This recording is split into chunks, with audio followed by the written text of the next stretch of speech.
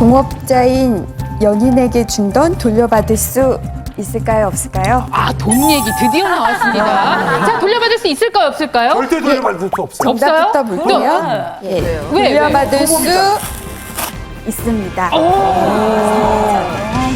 10년 전쯤 일인데요. 우선 여자가 그 관광버스 운송 사업을 했고요. 남자는 그 관광버스 집 차주였습니다.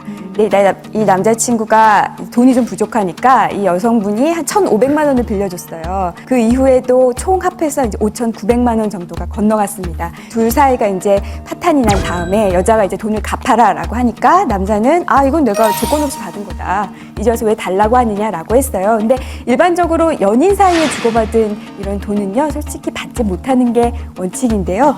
근데 요거는 굉장히 특이한 사례였어요. 왜냐하면 이 여자가 자기 사업의 필요에 의해서 남자한테 돈이 갔다라고 봤고요. 또 하나는 액수가 좀 컸어요. 선물로 주기에는. 그래서 이제 일부 돌려받을 수 있게 된 사례입니다. 그러면 저희 아내는 저희 빚을 갚아줬잖아요. 근데 이혼을 이제 내가 하자고 해서 이혼을 했어. 그럼 만약에 그럼 내가 그걸 제가 갚아줘야 되나요? 만약에 소송하면 아내가? 아내분이 대신 갚아주신 거는 그냥 갚아주신 것 같은데요. 빌려주신 건 아닌 것 같아요. 그렇죠. 갚아준 거예요. 예. 사랑하니까. 예. 그러면은 연인 관계는 원칙적으로 그냥 단순한 증여로 봐요. 증여라는 건 조건 없이 줬다는 거거든요. 따라서 이제 받지 못하는 게 이제 원칙적이죠. 저한테 그 상담을 의뢰하시는 미혼 여성의 거의 90%는 그 헤어진 남자친구한테 돈을 받아야 되는데 못 받고 있다라는 거예요. 이 얘기를 들어보면은 다 증거가 없어요. 우리가 솔직히 연인 사이에서 차용증 작성하기 어렵거든요. 어떻게 연인 사이에? 예, 근데 또 차용증을 조금 어렵게 생각하시는 분도 있어요. 네. 뭐 도장 찍고 공증받고 이래야 되는 거 아니냐라고 하시지만 그냥 자필로 쓰기만 하면 되거든요. 도장 안 찍어도 돼요. 아, 그래요? 예, 문자 메시지로 남기는 것도 괜찮아요. 예를 들면 네가 빌려달라고 했던 500만 원 이렇게 계좌 이체했어. 그러면 뭐 그쪽에서 고마워라고 왔겠죠. 만약에 빌린 돈이 아니라면 왜 빌렸다는 거야? 뭐 이런 식으로 답이 올 텐데 뭐 이런 것도 하나의 증거로 쓸 수가 있겠죠. 기술적인 흔적을 남겨요. 약간의 힌트를 조금 더 붙이자면 뭔가 이유를 붙여서 돈을 빌려주거나 미래를 준비하기 위해서 우리 뭐 결혼하기 위해서 뭐 전세 자금을 집을 조금 더 큰 걸로 옮긴다든지 거기에 더 나갔으면 더 좋은 방법은 사실은 웬만하면 현금으로 주지 말고 선물로 주더라도 명품백 이런 게 들고 갈 수 있는 거 말고 뭐 명품 세탁기, 명품 냉장고, 그런 소파, 침대 네. 뭔가 우리가 같이 할 미래를 준비하기 위해서 이걸 너에게 주는 것이다라는 그런 흔적이 남는 것들을 주면 나중에 이게 깨어지게 되더라도 되돌려받기가 쉽죠. 그 명품백 얘기 나와서 제가 이제 재밌는 사건이 생각나는데 어떤 여성분이 찾아오셨어요. 남자분한테 소송을 당했다는 거예요. 무슨 소송을 당했냐 했더니 명품백 반환 소송을 당했다는 거예요.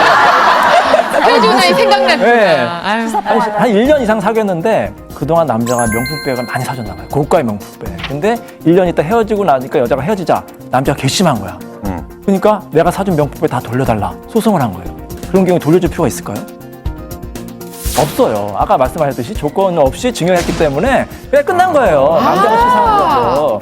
만약에 남자분이 좀 치사하더라도 명품백을 받으려면 방법은 있어요. 네, 그건 또 뭡니까? 또 뭐예요? 조건부 증여를 하는 거예요. 예를 들어서 진짜. 나랑 결혼하면 이 명품백을 사주기 네 걸로 하겠다. 그래 약속을 한다. 그 조건부 증여 아니면은 명품백을 사주는 대신에 매일 만나달라. 헤어지지 말자. 이렇게 조건을 달거나 네. 부담부 증여를 하면 되는 치사한 증여. 힘드네요. 네, 진짜 과한 선물 주지도 말고 받지도 맙시다.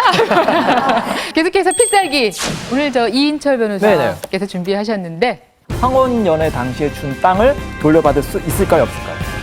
돌려받을 수가 없습니다. 그렇죠.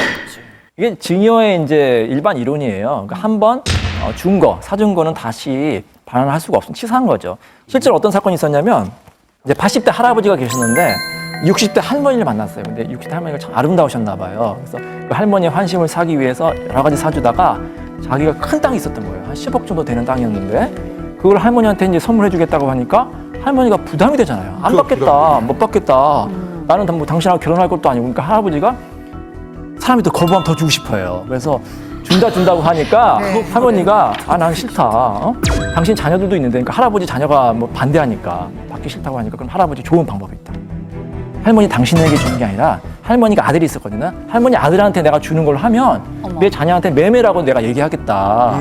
등기부에 남자 이름이 나오면 의심을 안 하잖아, 자녀들이. 그래서 할머니의 아들 명의로 가등기를 해주는 거예요. 사랑이 진짜 깊으셨네요. 그렇죠. 네. 근데 이제 나중에 두 분이 헤어지고 나니까 할아버지가 또 치사하게 그 땅 다시 돌려달라고 소송한 거예요. 예. 근데 1심에서는 어떻게 할아버지가 이겼는데 항소심에서는 이제 할머니가 이겼다는 거죠. 다시 돌려줄 필요가 없다. 이렇게 판결이 나왔습니다.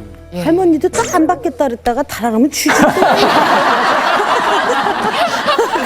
글쎄, 이 황혼 사랑이 요즘에 이슈가 되고 있죠. 네. 황혼 연애, 황혼 이혼, 황혼 재혼도 아주 많은데 2005년, 2010년을 비교해 보니까 황혼 재혼율이 남성은 16.8%가 늘었고요. 여성은 39.5%가 증가했다고 합니다. 허니, 이 뭐 법의 현장에서도 아마 이런 일들이 굉장히 많을 거라 생각이 듭니다. 아무래도 여러 가지 그 사안 가운데 그 부모님하고 생각이 다른 자식들 때문에 벌어지는 일들이 참 많죠. 그 어르신들이 이제 황혼에 연애하시고 재혼하실 때 가장 크게 이제 갈등이 되는 게 자녀들하고 문제예요. 자녀들이 부모님이 연애하고 결혼하겠다고 하면 찬성할까요? 반대하죠, 대부분. 왜 반대할까요? 나한테 들어올 돈이 그렇죠. 배우자한테 갈 수 있으니까. 자기보다 갓 결혼한 새어머니가 상속재산을 훨씬 많이 가지고 있죠. 그렇기 때문에 반대를 하는데 그래서 자녀분들이 아야 아버지 그냥 연애만 하세요. 결혼을 왜 합니까? 결혼해도 혼인신고 하지 마세요. 왜냐면 혼인신고 안 하고 사실혼이면 상속이 아니기 때문에 반대를 하고 심지어는 그 여자분을 꽃뱀으로 몰아가요. 그래. 저 여자 꽃뱀이니까 조심하시라고. 사실은 아닌데 그렇게 갈등이 되는 경우가 많이 있어요.